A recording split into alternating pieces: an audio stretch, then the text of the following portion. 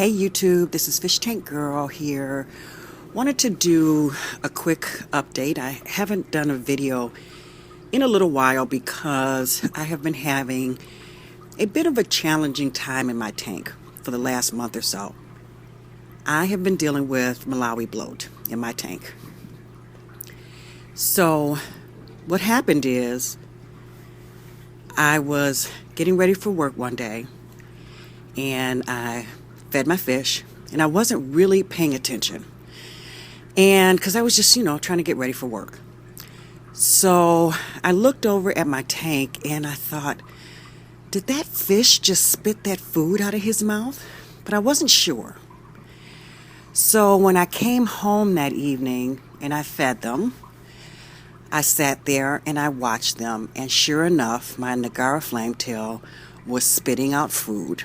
And in addition, so was my lithobates.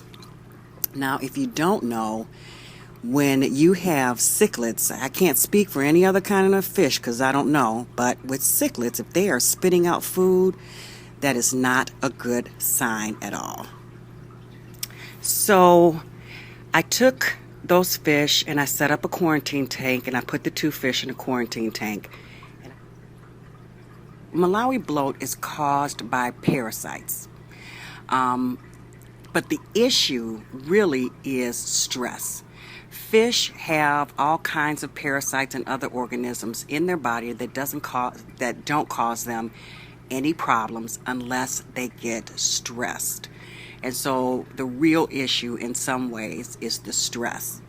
So that's what we have to look out for. Stress can be caused by things like poor water conditions, the type of food, getting, improper diet, their tank mates, too many nitrates or ammonia in the water. All of those kinds of things can stress your fish out. But so you have to identify the source of the stress. The symptoms of bloat are, when you see your fish are disinterested in food. If they are spitting out food, sometimes it looks like they are coughing up food. That is, one of the first symptoms that you want to look for with Malawi bloat. Your fish should always want to eat. That's just the reality. So if they're spitting out food or coughing out food, or they look disinterested in food, they will swim right past it and won't even give it a second look, then something is wrong. The other thing that you want to look for are if their feces are like thread, like it looks like a piece of thread, very thin, clear thread. So not the normal kind of thick feces that's the same color as the food that you feed them. If you get to the point where your fish are bloated, it may be too late. At that point, it's pretty advanced, but certainly you want to try to find it earlier than that. The recommended treatment for bloat is metronidazole. And they really recommend that you feed your fish metro-soaked food. Now, that's a challenge if you have fish that are not eating. And so you can put metro in the water. It's probably better if you can, use a quarantine tank. So here's kind of what I did, what I ended up doing, what ended up working for me.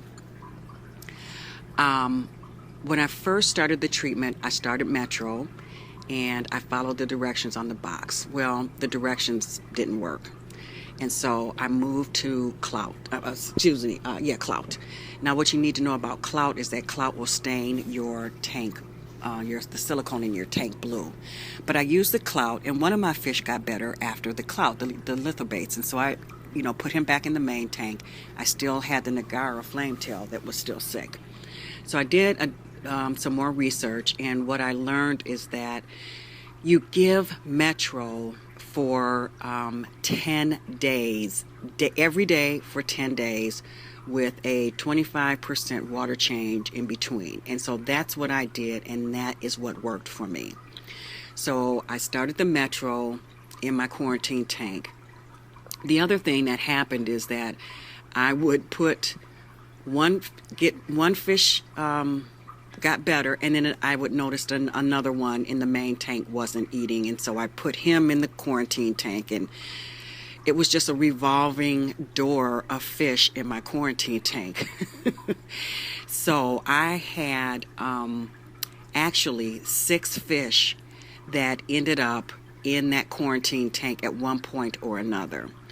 And in addition to treating the fish in the quarantine tank, what I then started doing was treating my fish in the main tank with Metro soaked food. So I would get some food,